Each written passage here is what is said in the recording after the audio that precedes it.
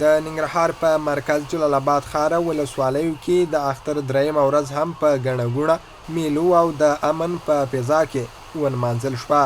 د ننګرهار ولایت میله ځایونو ته د دې ولایت سربیره د هیواد له ګڼو سیمو ځوانان راغلي او د اختر شپې او ورځې نمانځي.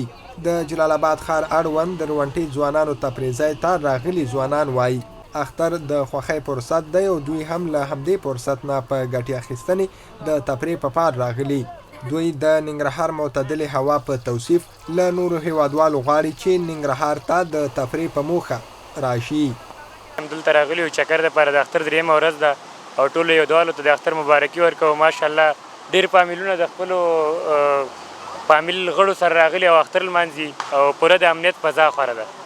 شکر دی الحمدلله امنیت خو ښه ټیټ دی څه خبره نشته دی. خلک هم راغلي دي چکر ته همداسې وګرځېدو باغونو ته لاړو نو د رونټۍ ښه ماحول دی خلک چکر ته هم راغلي دي.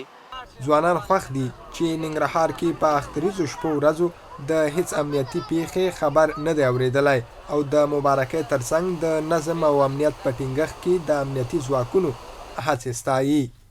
هیواد کې انشاءالله امن دی او د امن فضا خوره ده نو ټولو ته مې دا پیغام دی چې یو موټی شئ یو اتحاد شئ او په یووالي کې خیر دی او هیڅ قوت په موږ باندې تاثیر ونه کړي او نه به هم کمزوري کړي چې موږ یو موټی او یو اتحاد یو. ننګرهار د خپلو تاریخي سیمو او ښکلا په لرلو سره په اختریزو او نورو خوښیو ورځو کې د بیلابیلو سیلانیانو پام ځان ته رااړوي. سجاد شینواری، ملي نیوز، د رونټۍ تفریح ځای، ننګرهار.